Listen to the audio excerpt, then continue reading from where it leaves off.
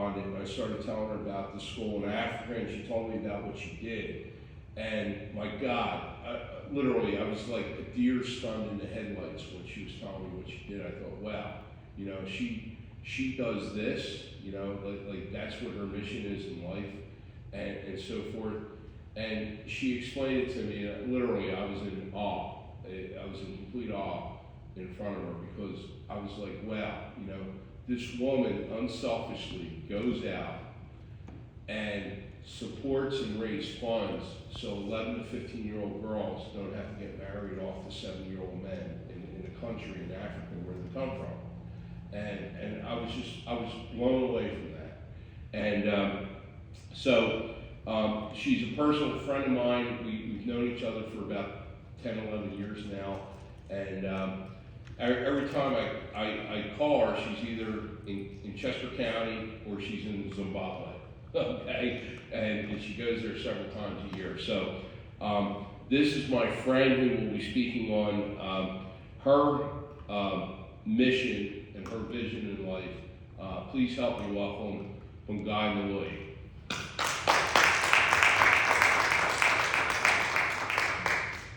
Thank you, John. Hope everybody can hear me.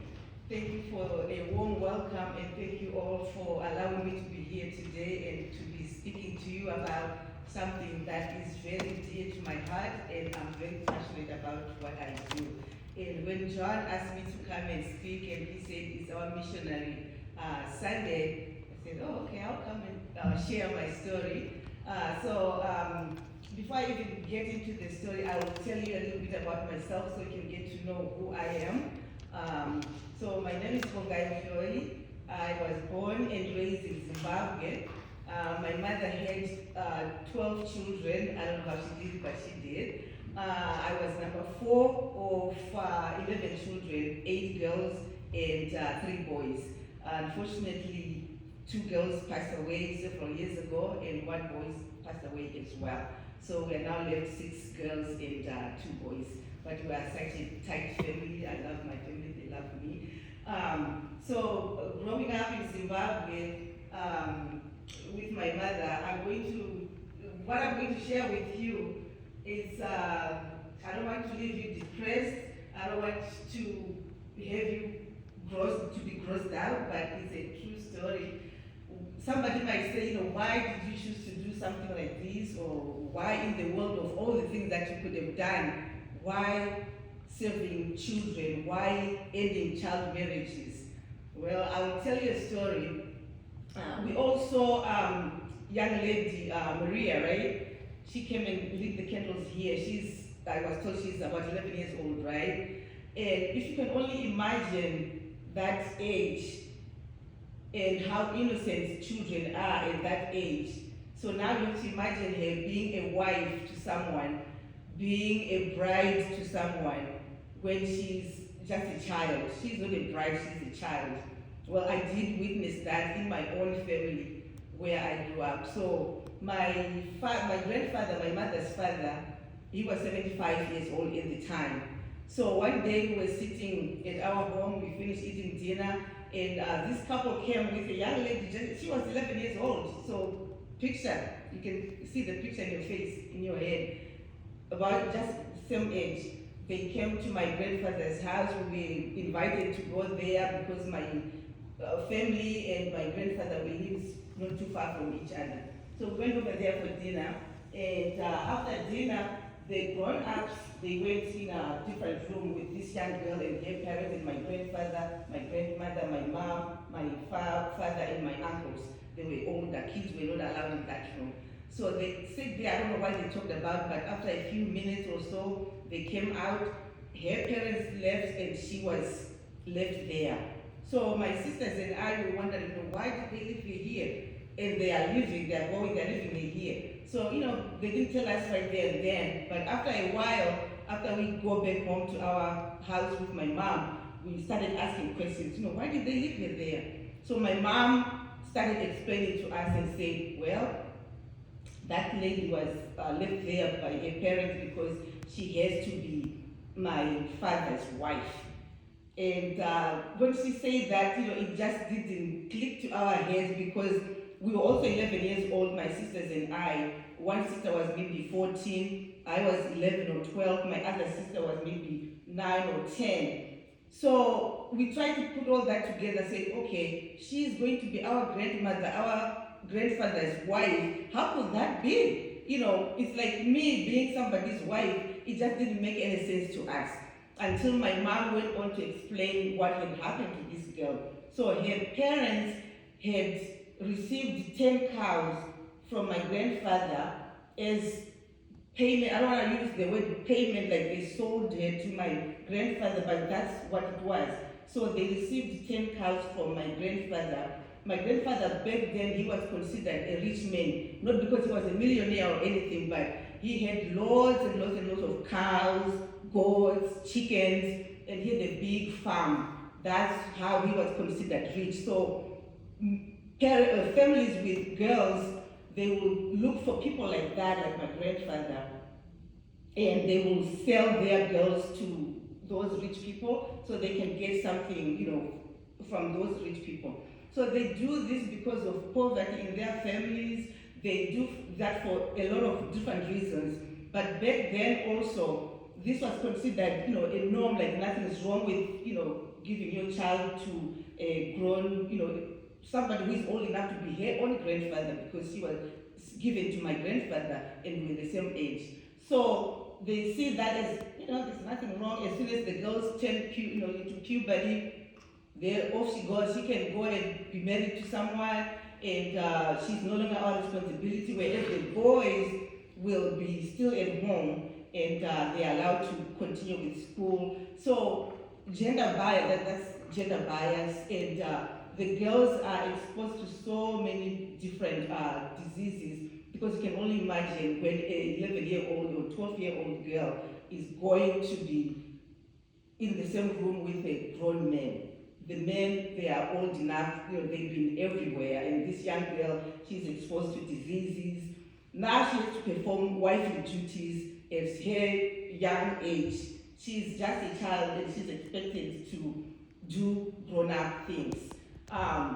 Their bodies are not even old enough to carry a baby. I remember, my son, I only have 2 sons. And when my kids were growing up at that age, I had to remind them to go brush their teeth. I had to remind them to go take a bath, to go take a shower. So now this 11-year-old girl, she's expected to do things that grown-ups do. It just breaks your heart. So anyway, I'm gonna make the long story very short. So anyway, after we saw that and my mom told us what was going on, we became friends with this young girl. And as we were going to school, she was not allowed to go to school because she's somebody's wife. She's supposed to be a wife and stay home. She would talk to us and say, I'm so, disappointed. My ambition was to go to school and become a nurse, but she was not allowed to do that. When we come back from school, we'll play outside, just like 11-year-olds, what they do, they play with dolls, they do all kinds of, that's being a child. But she was not allowed to do that now. So she will talk to us, and she told us how much she hated our grandfather for doing this to her. And the way she hated her parents for doing this to her, she just couldn't stand them. So she wanted to run away. This is like now a year or so later. So we kept talking to her, and she said, I just want to run away, if I can run away from here. So here we are, 4 of us, 11-year-olds, 12-year-olds. We came up with a plan. We said, run away. And she also wanted to run away. So we come up with a plan. We helped her to, run away. Poor little girls, we didn't even think, okay, you ran away, how are you going to get to where you are going? So we made the plans, we executed it. She packed her clothes one day, and then in the night, after everybody finished eating, she disappeared. We knew where she was going, but everybody else didn't know. So she ran away. We didn't know how she was going to get from that point A to point B, wherever she was going. We didn't ask, but she ran away. And 3 months later, she promised us not to tell. We didn't tell until after maybe 3 months. We told our mom that because they kept looking for it. Her name was Lucia. I still remember her name. I can see her face right now. And she said, "Where did she go?" First we didn't say we don't know. We don't know. And then after a while, that's when we went to our mom and said she ran away because she told us that she didn't want to be here with my grandfather. And we helped her run away. So my mom went and told her, father that the girl ran away. And by that time, we knew that wherever she went, they were never going to find her. But the thing that I always regret is that I never knew what her last name was. I just knew her first name. We didn't ask her, where are you running away to? Where are you going? We didn't ask that. Because we were all children. We didn't even think about, where is she going? How is she going to get there? What's going to happen next? But my hope in my heart is that wherever she went, wherever she is today, I hope she was able to meet a family that was, nice enough to take her in and take her as their own child and let her continue to go to school. And I hope she's a nurse that she wanted to become in the first place. So when people ask me, say, why do you do this? This girl never left my mind. I kept thinking about this girl. I said, she's not the only one. I was fortunate enough that my parents, they didn't practice that norm because it's still considered a norm even today. A lot of different countries, John, and Jennifer, you said you were participating in the Liberian. A lot of countries are still practicing these child marriages. So she never left my mind, she never left my heart. So when I came here, my husband and I, about 40 years ago, so after I finished school, I kept thinking about her, and as I was working, I kept, saving money, and then my mom was still living by then. I would talk to my mom, and she would tell me that, such and that you went to school with, she's no longer in school, or she was married, but her children are not going to school, so they are also at risk of being married off. So I started sending money, my personal money, to people that I knew that I grew up with, and start sending girls like that, vulnerable girls like that, to school. And it went on for several years. And come 2010, that's when I started as a non-profit organization, 501c3. And we started doing it as an organization. I started going around and tell people, what's going on in other parts of the country, of the world.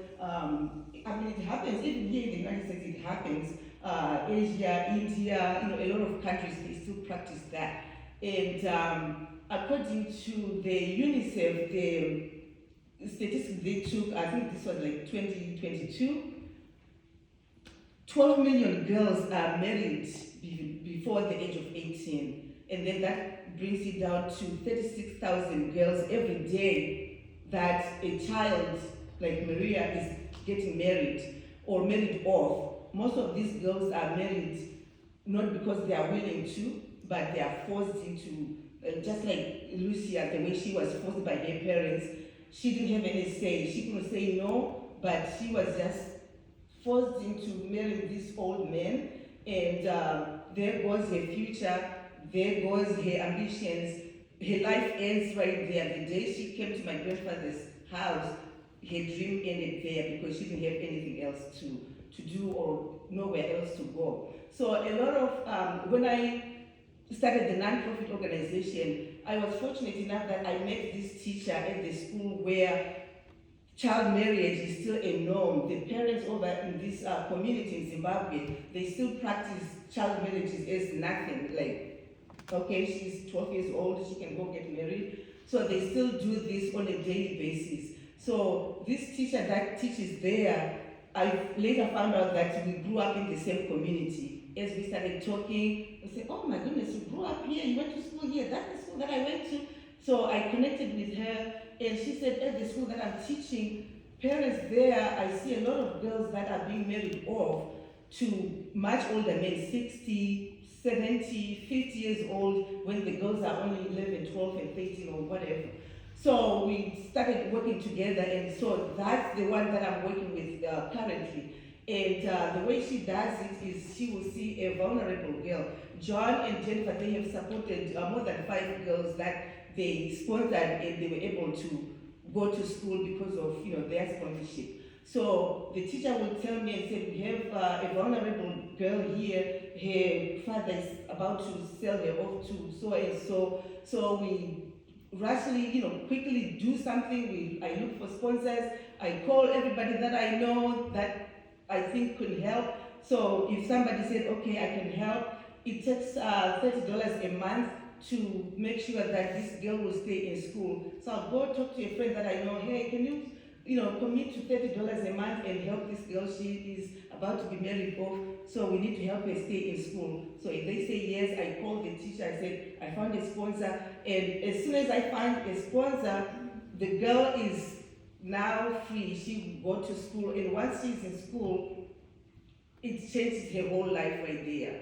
Because now she's in school, she's going to finish high school. After high school, she can decide to go to technical school. She can decide to go to college, whatever. I'll tell we have a lot of success stories, but there's three or two stories that I would like to share with you today. So one of them is, there was a girl, she was maybe 11 or 12, just about to start high school. And her mom was a child bride herself. So her dad was about to marry off their daughter, but the mom, because she knew what she went through as a child bride, she did not want that to happen to her daughter. So she came up with a plan and talked to her sister who was in another town. The sister knew the teacher that I work with, so she made a plan to have the girl run away and go to her sister's house, and then the sister would talk to the teacher that I work with to make sure that we find a sponsor. So the teacher told me the story. I said, okay, I'm on it. I looked for sponsor. Lucky enough, we found somebody who was able to sponsor her. So she was sponsored, but the mom told the dad that the girl ran away because she didn't want to have the father know that she is at her auntie's house, because if that's the case, he will go and find her and send her to the old man that he wanted her to be married to. So that worked out, and then she went to the auntie's house, she went to school. Up to today, the father didn't know that we helped this girl stay in school, and he thought the girl ran away, but the girl is about to finish high school now, and she's happy, she is in school, the mom is happy, the aunt is happy, everybody is happy, we are happy as well. And then there's another story of a young girl that we started off with in 2010. She was 14, same situation, about to be married off. Most of all these stories, they are the same story because they'll be about to be married off. It's just a different face, but the same story over and over and over again. So she was about to be married off. We contacted the teacher, she contacted me, and we put her in school. She finished high school. She wanted to be in business, and she started accounting and business administration in college. So as she was in college, she was in third year, I believe. She also met a young man there who was also doing his master's degree at the same college. They fell in love, and the big word there is fell in love. She was not forced to marry this man, but they talked, they fell in love, they got married. As we speak today, she is a business owner. She has 2 businesses that she's running. She's married and 2 sons, and she is also now a sponsor. She's also sponsoring other girls that are in her situation when she was a young girl.